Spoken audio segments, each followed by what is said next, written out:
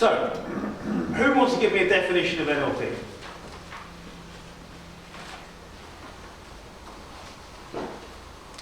Because what I want to do is plug this into my content.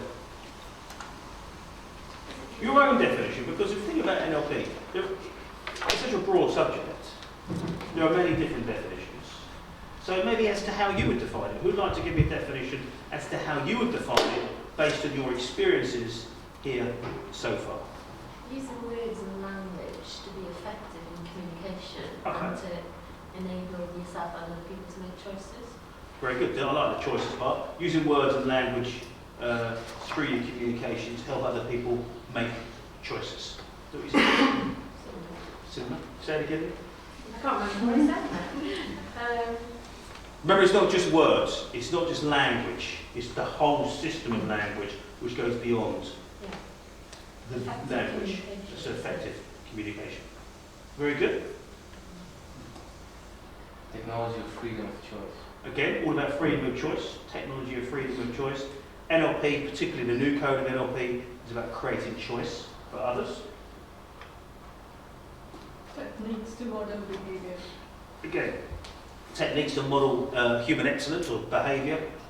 One of the things that John Grinder says NLP is primarily a modelling technology. And that was his first interest in NLP, how to replicate patterns of excellence that he saw in other people. And that will be through the unconscious assimilation of the patterns of excellence. It's also acceptance of other people's worlds, how they see things. Okay, so the acceptance, that's sort of a subset of NLP, the acceptance of another person's world. As they say in NLP, the respect for another person's map of the world. Yeah. Recognising that every map is built differently. And in recognising that from that then subjectivity, being able to enter in another person's world to enable them to have more choice, or if you're in a persuasion mode, for you to be more influential. So some people have said NLP is the study of the structure of subjectivity or subjective experience, is what you're saying there, Trini, is the acceptance of another person's model of the world. Very good. Any other definitions? Raising people's awareness of their maps of the world, so that they can begin to have more choice as to how they relate to their environment. So NLP certainly does that. It raises your awareness and other people's awareness of your own experience and how that relates to other people's experiences as well, from their maps of the world perspective. But it also contains a bit of, if we're talking about the feedback things, not normal people, but when you tell yourself you're not good enough and go out there with some kind of,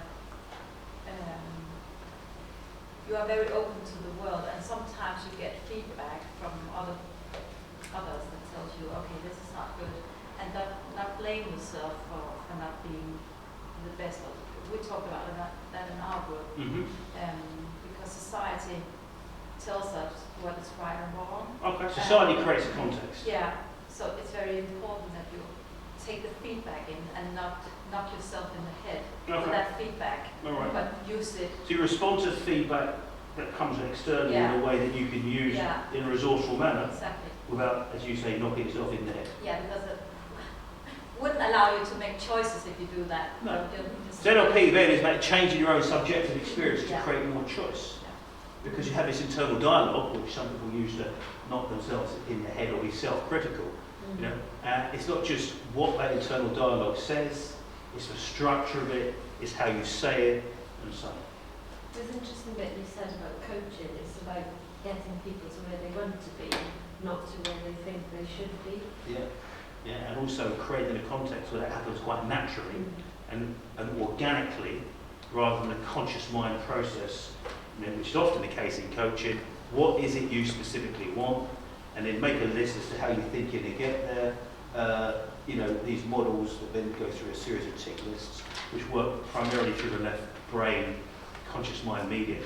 NLP gives you something different there. NLP certainly gives you a way to think that here's a direction, this is where we're going, But actually, you don't know really yet how good you are because you've not accessed your full resources. And by giving you tools to access your full resources, chances are you're going to way overshoot the mark. That's what your conscious mind said. So if you're creating your experience primarily through a conscious mind goal setting, left brain, tick box mentality, you will always stay in the frame as to what your left brain can create with you, which is actually for you, which is actually at the same logical level as we currently operate in. You will not, what will be a challenge to exceed that. Connect with the unconscious, and the chances are you'll way overshoot that because you don't know yet, or your clients don't know how much they can do. Hence, the discussion this morning about your own breakthroughs. Imagine when you just unleash this on all the people out there. So NLP, therefore, is a methodology that enables you and other people recognise all of the verbal and non-verbal cues inherent in yourself and others to create more choice in your own lives, whether that's through modelling excellence in other people, whether that's through creating more choice through accessing unconscious resources, or creating more choice in your businesses through recognising other people's maps of the world. And that's really how it all operates and functions. And all of these little definitions you've given from your own experiences create a very nice tapestry, if you think about it, as to what NLP is, and, more importantly, how it works. Let's go back to this model.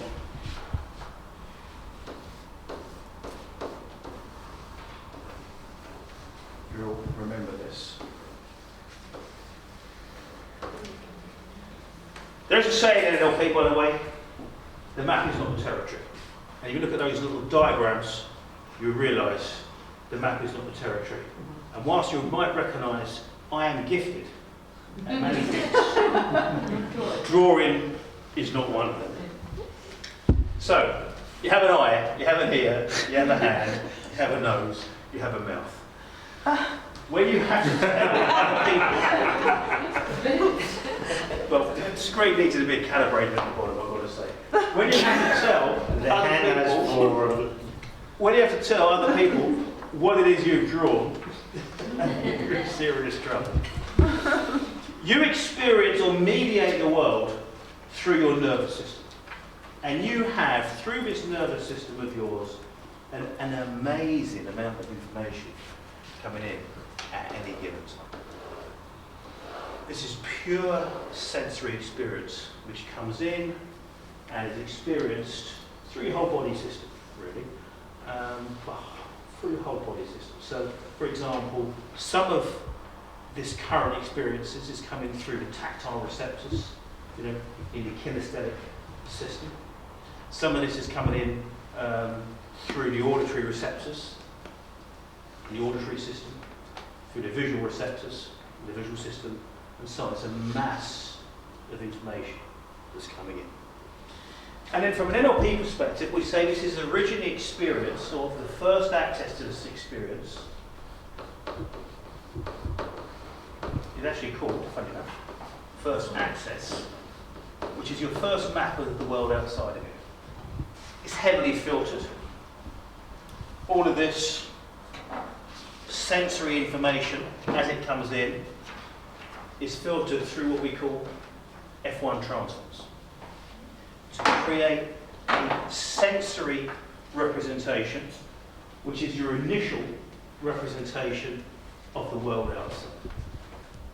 So in the visual system, as we spoke about previously, I begin my experience, I begin to come into your experience as an upside down image on your retina, which is transformed through a series of optical nerves and electrochemical sensations to create a visual representation here in first access. And in first access, you have me no longer as an upside down image on your retina. You now have this as the current visual experience and everything else that is here. fascinating thing is your eyes can see between 400 and 700 nanometers of photon light measured. It's all an illusion, because as the light waves bounce off these particles that are here, that is what originally gets me, or this entity, to become this upside down image on your retina. It's a bit like the film The Matrix. Everything is not as it seems. Does this make sense? You know, you're creating this as you go along through a heavily filtered set of representations. You know, you can get quite, philosophical about this. It's like, how do you know I'm seeing the same colour blue as you see the same colour blue, and so on. We will never know. We will never know what is someone's internal visual, auditory or kinesthetic experience. We just know it's highly, highly subjective. This is happening in all 5 systems. Right now, for example, your auditory system is dealing with the noise around you, which at the moment is relatively subtle. So you're not actually tuning into probably anything apart from my voice and the words that I'm saying, that you then transform into knowing information. All the rest of the stuff is probably filtered out. Kinesthetic system would be your representations of your back against a chair, your feet on the floor, as well as your internal sensations. Again, depending on how you feel at the moment, you may or may not be very aware of that, depending on which system you're currently focusing on. It's all revision, you all know this. And you also know then, to make sense of this world, you've got to do something which is specific to human beings. What is it you have to do to make sense of this? You do what? You Translate. You translate it to what? Language. Language. Okay, so we apply our language to it. So now we've got another map of the world. This is called your linguistic map. Or language. I'll call it language-based map. So you've got a sensory map, a language-based map, running simultaneously. Well, actually there'll be microseconds of delay, because you've got to... But loops occur. As this information comes down here to impact the language-based map, the language-based map will feed forward, which will impact the sensory loop. What impacts specifically how you base your language-based map or your linguistic representation? What is present here in all of us that creates quite different and distinct linguistic maps of the world? So memories. Yeah, memories. I'm going to call them filters. It's a broader definition. And these are called F2 transformed or filters. And filters, dependent on how you look at them, can be considered things like memories, values, beliefs, experiences. All of these will determine what will occur in that language-based map of the world. So you've got input, this is the N in NLP, your nervous system. This is the linguistic part, how you turn the sensory information into language. And that isn't just language in terms of natural language and language-based systems.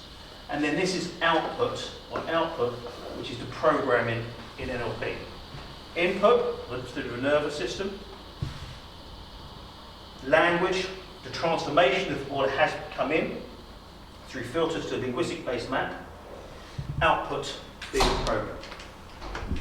Now, part of this module is on how to sell effectively, how to market effectively, and how to negotiate effectively.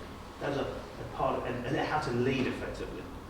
To do these things effectively, what do you think is a key aspect from an NLP basis? What is a key application or a key aspect to do this? Calibration. Calibration specifically, and you calibrate on your external cues, which is here, to get a sense as to that each people organises their world very, very differently. So for example, if I'm going to be in a situation where I'm selling a product to Bo, the chances are I would use a different style, a different approach perhaps, than if I'm selling Anu. Because what's going to turn him on about this product is going to perhaps be slightly different to what's going to turn her on. So in terms of NLP, when it comes to a sales model or a negotiation model, it's about unlocking what goes on inside this person's system. What turns them on? What are their values? What are their beliefs? What are their hot buttons? How do you get to that? And that will come in any system or any negotiation. Does make sense so far? So it's the naming function. Now, as human beings, we have a desire to carve the world up in names through, so we carve the things up into nouns and verb processes. The verb processes define the relationship between the nouns and the rest of the world. And then we modify all of this with adjectives and adverbs to let each other know our value systems. So in this language-based map, in this naming function, one of the primary things we do is put labels onto entities and then evaluate the labels. So, for example, in the previous module, I asked you what label you'd put on me. And it's not a trick question, as you know. I fall into the subset. I am a... Cast your mind back. I'm still the same. I am a... Vertically challenged. You've chunked down too much. You have to go to the noun. I am a... Sure. Yes, I'm a person. I am a person. Or a human, yeah? And then in that set, I fall into the set of people or humans that I fall into which gender? Male. Any disagreements on that? No? Don't have to prove it? Trini, can you stand up, please? Face the audience. Does she fall into the same set as me? No. A person, She is a person. Does she fall into this category? You sure? Another. But you don't know. She falls into the other set, right? A female. So it's very simple in terms of how we operate. We operate in terms of hierarchies and logical levels. We've got our classifications. Now, have you ever seen anybody you're not too sure about? You're not too sure whether they fall into this one or this one. Yeah? And you look at it and just like... And that is because you've maybe not got a map of the world for the middle set. You may not have a clearly defined map of the world. Yet what you have got for all of the men here and all of the females is, despite the differences, is you still know through a set of rules who is a man and who is a woman. So for example, if you look around the room here at the good-looking men, take a look around the room. Isn't that you? Yes. Subjectivity. Take a look around the room at the men. Take a look at us, everybody. Are we different? Yeah, we're different heights, different shades of skin. We're very different. But you can still tell, because you've got, as I say, with the women, you can still tell who falls into each set, because you've got a set of rules for, regardless of height, regardless of racial differences, you've got a set of differences. You say, right, he's a man because you've got rules for, and it's all done unconsciously. That's to have it set there, same for the women. Okay? I'm going to map all of this into how it works in a sales-based way in a moment. So, as we said in the last time, how you really determine the subjectivity of this is the value-based judgments you put on the nouns of these chunks. Because here, you can chunk into all sorts of different things now. You can chunk into, what subsets can you put in here? Into the males. If you used to, you can have young, you can do it by age. Age target group. Pardon? Age target group. Age. Age, okay, you can do it on age. So you can categorise it younger, like young being, how should we call young? Under 50?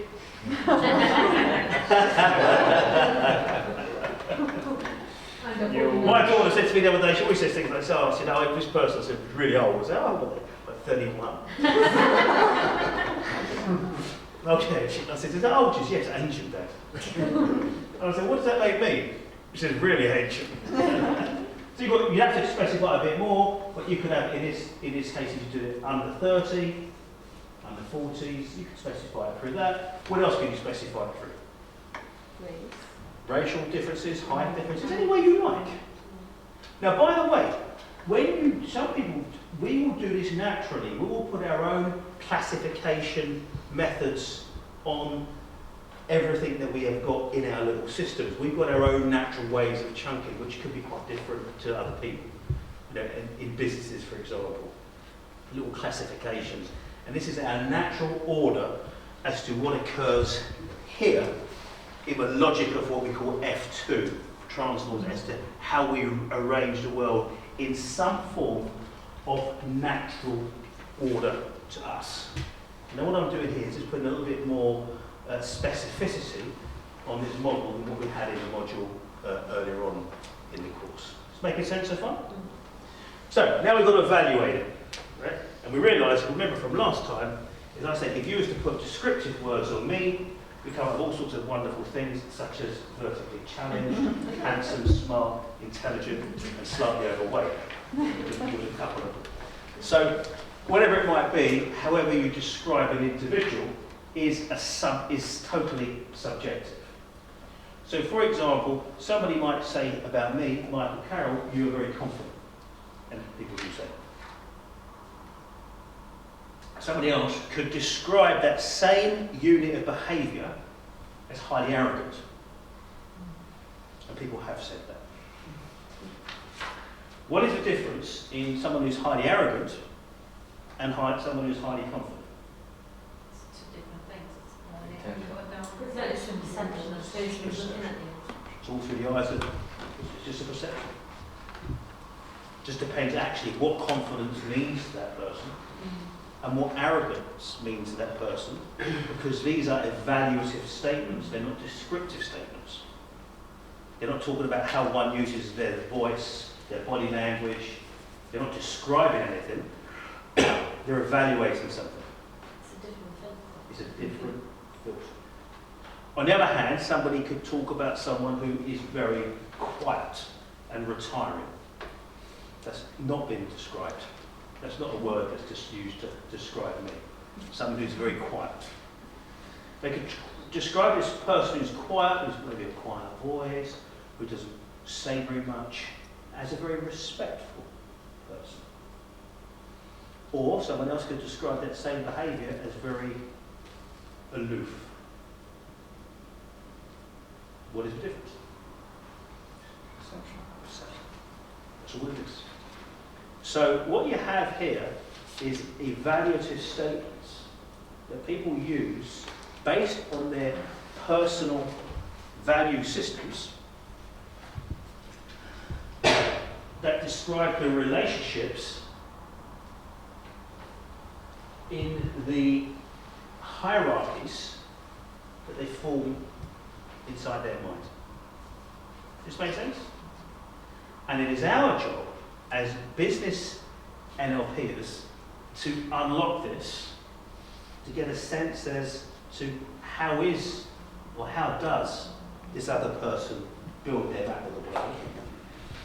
And then in turn, how do you facilitate processes to engage this other person in a way that is mutually satisfying to both of you, to create a win-win situation in a business context. And that is really what we do. in business NLP.